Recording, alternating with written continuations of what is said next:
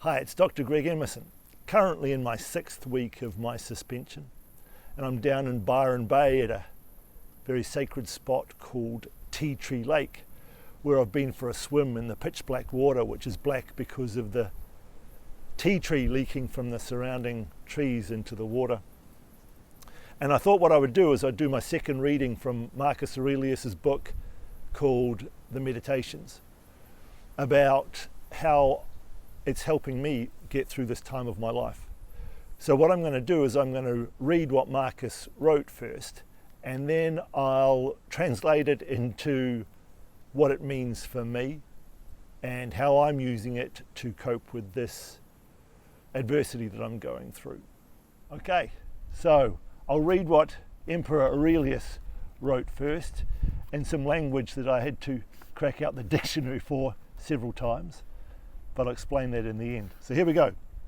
To conclude, always observe how ephemeral and worthless human things are, and what was yesterday a little mucus, tomorrow will be a mummy or ashes.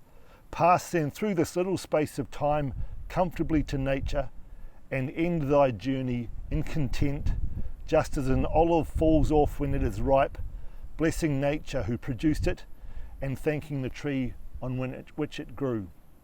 Be like the promontory. Be like the what? Promontory. Be like the promontory. Be like the promontory. I don't know. Be like the promontory, against which the waves continually break, but it stands firm and tames the fury of the water around it. Unhappy am I because this has happened to me. Not so, but happy am I, though this has happened to me, because I continue free from pain, neither crushed by the present nor fearing the future. For such a thing as this might have happened to every man, but every man would not have continued free from pain on such an occasion. Will then this which has happened prevent thee from being just, magnanimous, temperate, prudent, secure against inconsiderate opinions and falsehood?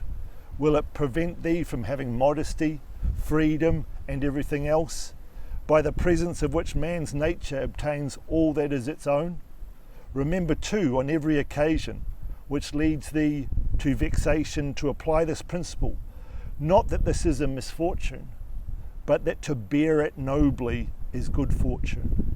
Not that this is a misfortune, but that to bear it nobly is good fortune.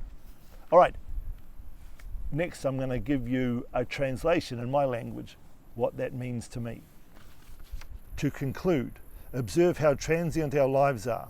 Therefore live what time we have here close to nature, and end the journey content, just like a ripe olive falling off a tree, being grateful to the tree that grew it and nature that produced it. Be like the rock which the wave continually breaks on, that stands firm and tames the fury of the water around it.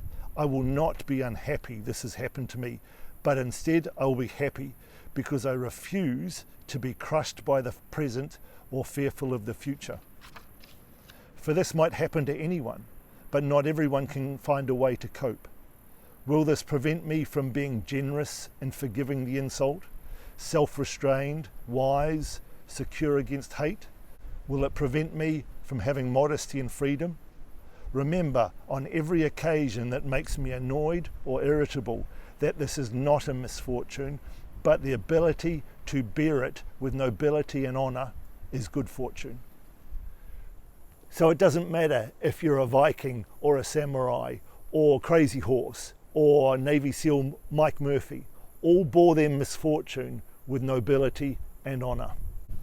That includes my grandfather, who jumped in a boat at the start of World War II to go to Dunkirk to help bring the soldiers home, and my father, who went with the army to Malaysia, both of whom returned with scars and post-traumatic stress disorder, who never questioned their destiny to serve with honor when called to duty by those people who needed them most, cognizant of the risk that they took, but acting with honor and nobility.